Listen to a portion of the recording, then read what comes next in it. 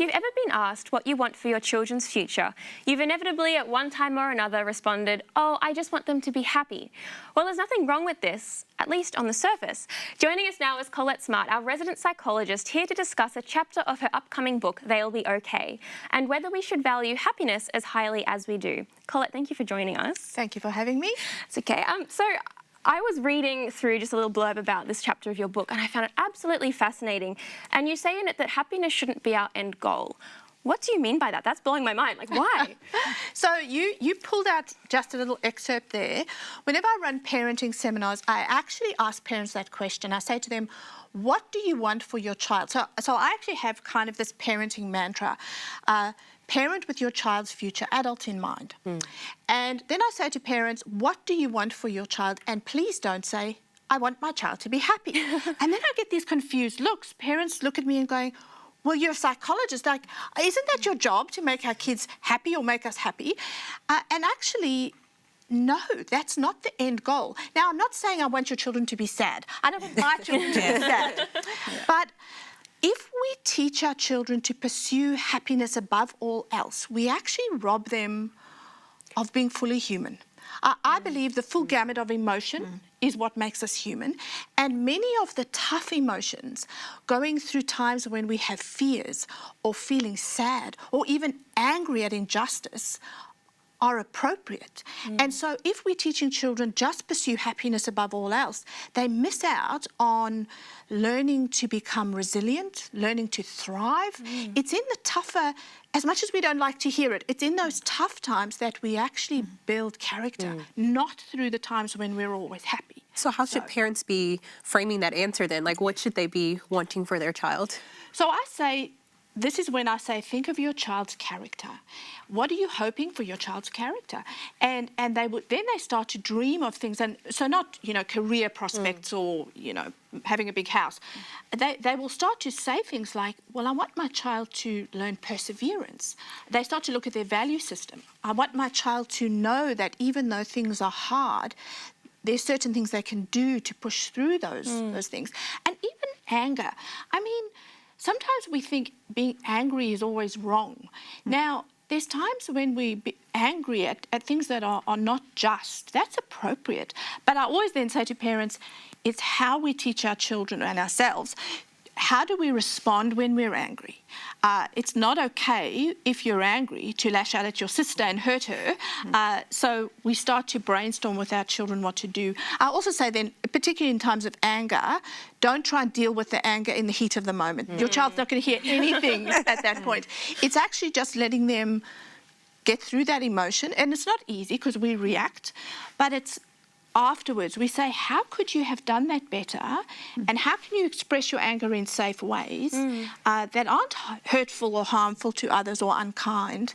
I think those are the conversations. So is this more about kids then sort of learning to be comfortable with who they are and responding appropriately? Yes, and not being afraid. Also, let me just say on anger, I think it's one of the emotions that we think or we allow as the most appropriate emotion for boys. Boys often express their sadness through anger, their disappointment through anger. We actually need to also ask, what's going on for you underneath? What happened before you felt angry? Were you embarrassed? Did you feel let down? And yeah, I think letting them become comfortable with who they are, not being afraid to feel sad or fearful or stressed. We're always afraid to let our children feel stressed. Some forms of stress actually help us perform better. Absolutely. I've noticed with some children, they seem to go up and down, emotionally. Some children more even. I guess adults are the same. Yes.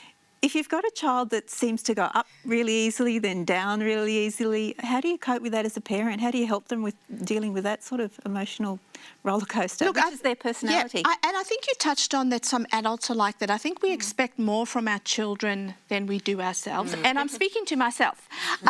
We often push them in areas, and some children's personalities are much more up and down. It's helping them slowly learn how to manage that. And that's where I always keep coming back to, your emotions aren't wrong. It's how you express them and how you might be hurting others. So having family, arguments. Some families are fiery. My family's loud. Let me just put it out. But I hear you. It's in your loudness that are you hurting or lashing out? Are you attacking one of your siblings or your parents' character or personality? So it's okay to have the roller coaster, but always thinking about others is important. And so if we teach our children chase happiness at all costs, some ways it can become selfish because they pursue anything that makes me feel happy in this moment, and you forget about others. And we need to also remember, unpacking the dishwasher is not on my bucket list. And then we expect our children to jump for joy when we ask them to unpack the dishwasher. So it's, kind of... Not a jump for joy, but boy, I'd love it if they didn't whinge as much. But we whinge in our own heads. And so, but even in those times when unpacking the dishwasher is unpleasant or putting on the washing is unpleasant, those things build character. I don't feel excited going to work on a pouring rainy day, ending up at work with wet shoes. I'd rather sit in my bed snuggling up with another coffee and Netflix, to be honest. Those things, that would make me happy in that moment. So saying, oh, I'll just do it myself is probably not the right response. No, because our children don't learn to persevere. So looking at your child's future adult, not rescuing them all the time so that they can feel happy in this moment, following through if they have to have consequences at school, at home, not rescuing them to produce short-term happiness, looking at our child's future character, because sometimes the unpleasant emotions are just as important. So just as a quick summary to recap, what are the main things that we should be teaching our children to pursue? What are the main values that you think are really good to teach our children? I think every family will have what they see as important values, but it's allowing our children or encouraging them to understand that all of their emotions are valid, and being happy all of the time is not the end goal. It's all right to feel sad, it's all right to feel angry, it's all right to feel stressed, and letting them verbalize that, not feeling like we have to solve it all the time, sometimes just listening. Thank you so much, Collett, for joining us. It was very interesting. Thank you for having me.